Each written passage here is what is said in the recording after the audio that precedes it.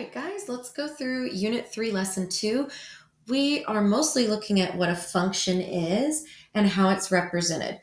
So there are 4 different ways we can represent a function and a relation for that matter, which we're going to talk about in our live class today. So make sure if you missed the October 4th live class for 8th grade math that you go into the recordings and you watch the October 4th live, because we go over a lot of details that I think you're going to need.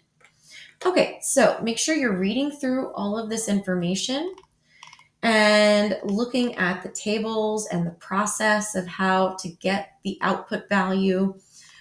But we talked about input output. We're going to also talk about it in our live class. And I'm scrolling down until we get to this. I feel like a lot of you are familiar with table of values, but mappings may be new. This is essentially another way to show a relation or a function with a set of points. So here's a table. We have the points 0, 0, 10, 100, 25, 250, and 40, 400. And you can see here, 0, there's an arrow to 0. 10, there's an arrow to 100. So it's the same as having this table of values. Now, if there's a repeated value, it's going to look like this. Okay, so you'll see the double arrow. So let's take a look down here. We have 25 and 25. So here, if we have 25 as an input, we get 250. And there's also, if you input 25, you get 300. So here's what it looks like on a mapping: 25, 250, 25, 300. We don't repeat the 25s. We just draw an arrow to show the 2 different outputs for this one input. Okay, so I want to stop here because this is essentially the goal of our lesson today. We're getting familiar with all the ways that we can represent the function, but in the lesson, what it's going to ask you is whether it's a function or not. And so a relation is essentially, this is Miss Morris's quick definition. We're going to do formal definitions in our live class. Okay, but a relation is simply a set of points. Any set of points. All right, so all of these are relations. A function is a specific kind of relation where for every one x value, there's only one y value. Or for every input, there's only one y. And you can think about it as either a function machine or a toaster. We're going to go over why it's like a toaster today. Right, here's a toaster. It's super cute. Okay, so you put bread in, right? So bread would be our input or our x. When you put bread in, what do you get out? Toast, right? Toast would be your output.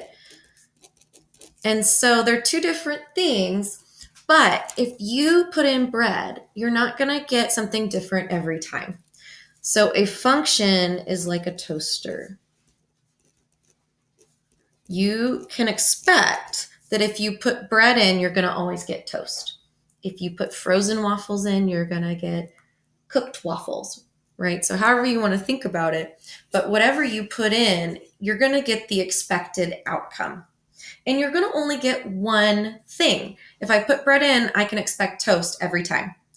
And so if I put in, we'll use this mapping here. If I put in 25, I should only get one value each time. If I put in bread, I'm going to expect toast. So if I put in 25, I'm going to expect 250. If I put in 25 again, I should not get something different. If I do, then it's not a function. So for every input, there's only one output. You cannot put in something and get 2 different things and it be a function. And so that's just a silly way to remember when it's a function or not. And there's a lot of times an easier way to look at it each time. So in a mapping, I'm looking for that double arrow coming out from here, because then that represents 25 repeating. And so you cannot have the x values repeat. So if I look at the table, of values. I had 0, 10, 25, 25, and 0, 100, 250, and 300. Okay, so the problem looking at the table of values is that the X values repeat and give me something different each time. And so really we are looking overall for it to be a function, the X values do not repeat.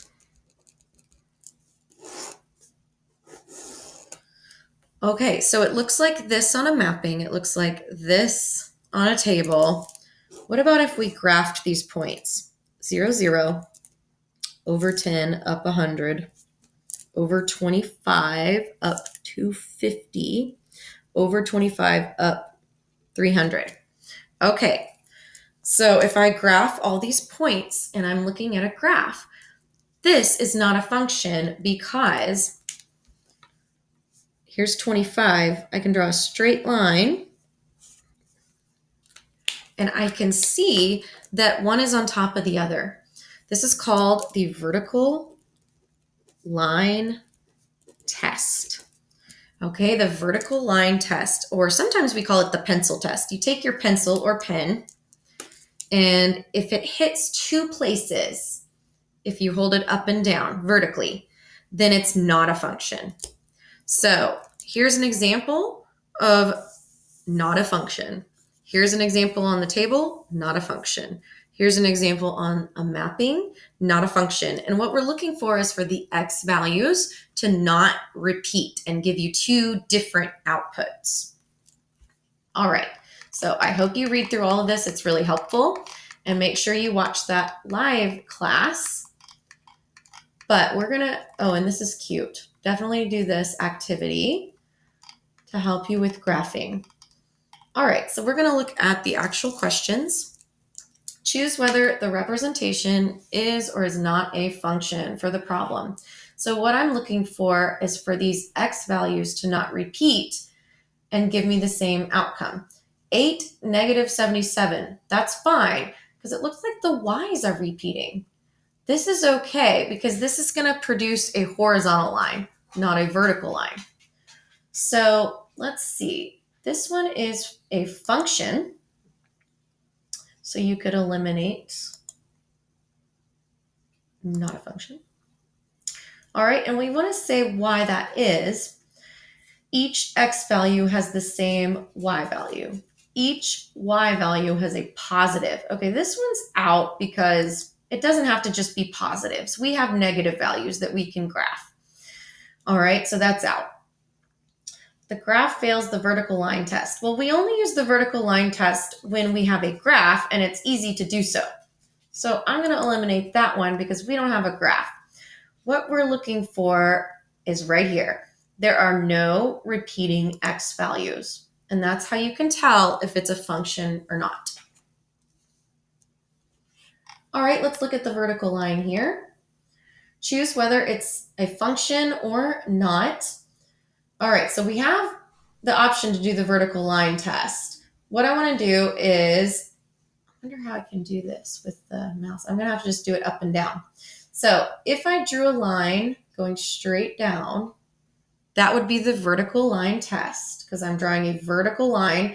This is an imaginary pencil here going up and down. How many times does it hit the red lines? Ooh, I'm having trouble drawing a straight line.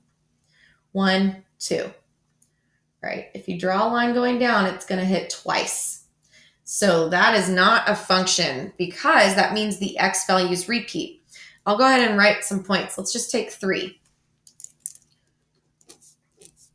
to show you what it looks like. We have 3, 3. We have a location at 3, 3. And we have a location at 3, negative 3. Okay, this is a problem because if we have one input of 3, we need to have only one output, one outcome. And so if I put 3 in the toaster and get 3, I should get that every time for it to be a function. This is not a function. So when I put in 3 here, I get a negative. So the x value is repeated. And that's just showing you that it matches up with table of values or mappings or ordered pairs. But when we're looking here, it's a lot faster to tell just using that vertical line test. So this is not a function. It does not pass the vertical line test. Okay, your clue with vertical line test is we only use it when we have a visual of the graph.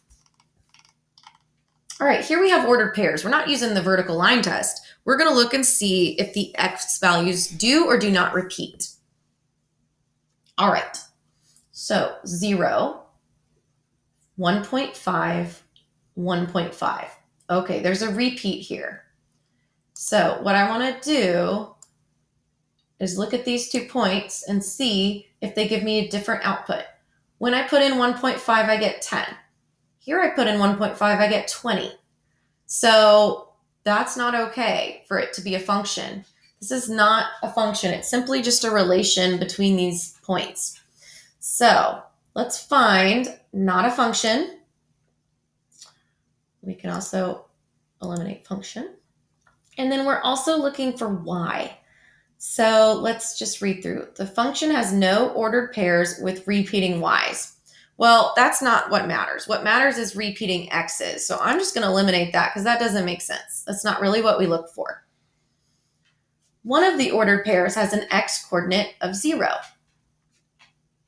Well, I'm not sure why that matters.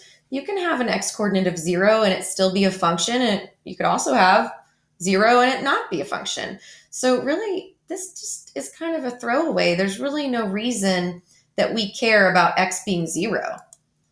Perfectly acceptable for it to be 0. What makes it a function is if the x values do not repeat. Here we go. 2 ordered pairs have an x coordinate of 1.5. We had 1.510, 1.520. It's this one. This is just another way of saying that those x values repeated. All right, let's look at a mapping. If it helps, you can write out these points like this, like ordered pairs. We have 1.1, oops, let me move my mouse, 844. We have 3.2, 844, 5.3, 844, 7.4, 844. All right, what's repeating here? The y's. Well, that's not really what I'm looking for. This would be fine. So it looks like this is a function because the x values do not repeat. So function, and let's see, because it's a mapping, we're looking at the arrows. So let's read through them. Only one arrow is drawn from each x value. One arrow drawn here, one here, one here. Yeah, that's what we're looking for. One arrow is drawn, indicating that we don't have a repeat. See here, this was not a function because it had 2 arrows from the same x value. And so this mapping is just fine because it has 1 coming from each x. All right, I hope that helps you get started here. I'm trying to see if there's anything that's different. We might as well do number 9. So which statement best describes this mapping? Let's take a look. 45, 100, 46.3, 100, 55, 250, 55, 300. Oops, that's a problem. This arrow, 2 arrows coming from one x value is a problem. That makes this not a function. So let's go through and just eliminate any that say it's a function. The mapping does not represent y as a function of x. That's fine, it's a function. The mapping does not represent. Okay, the mapping represents. That's gone. This mapping represents y as a function of x. Okay, so we're down to 2 options. So now let's read more closely.